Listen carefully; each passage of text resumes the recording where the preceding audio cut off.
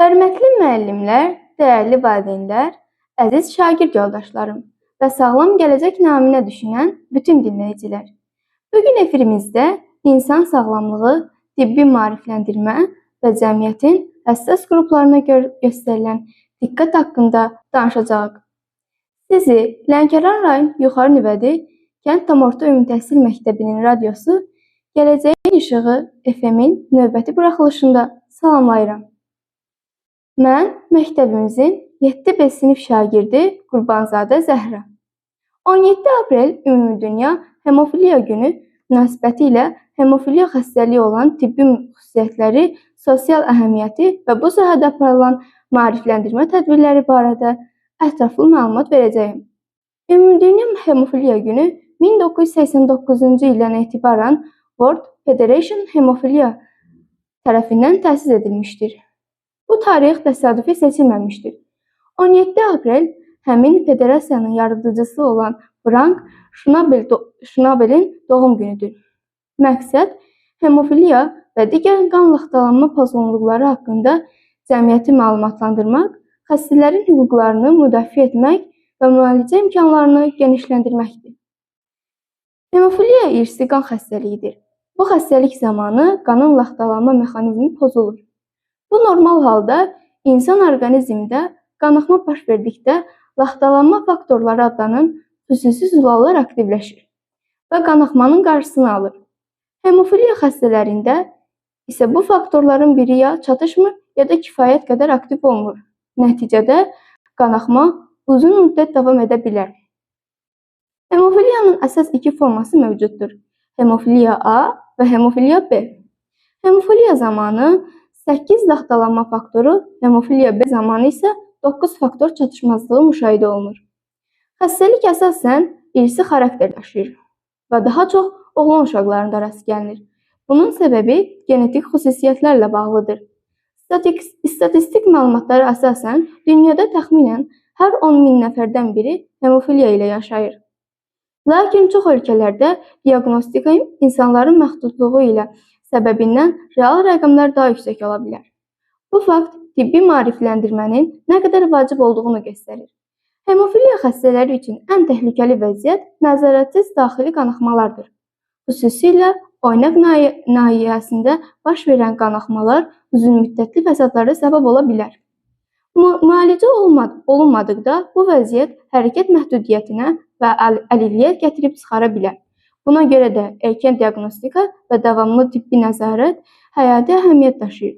Müasir tibbdə hemofiliyanın müalicəsi üçün faktor preparatorları tətbiq olunur. Bu preparatorlar çatışmayan laxtalanma faktorunu əvəz edir və qanaxmanın qarşısını almağa kömək edir.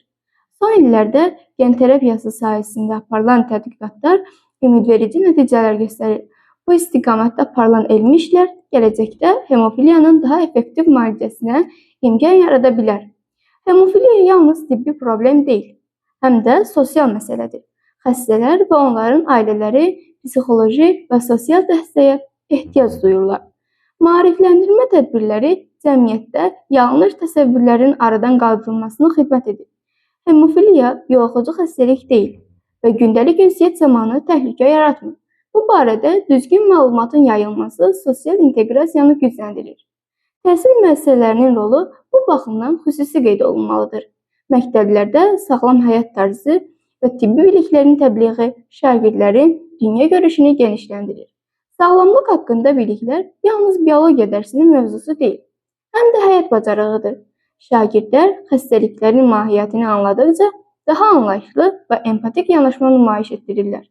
Azərbaycan Respublikasında hemofiliya xəstəliklərinin müalicəsi və sosial müdafiəsi istiqamətində dövlət proqramları həyata keçirilir.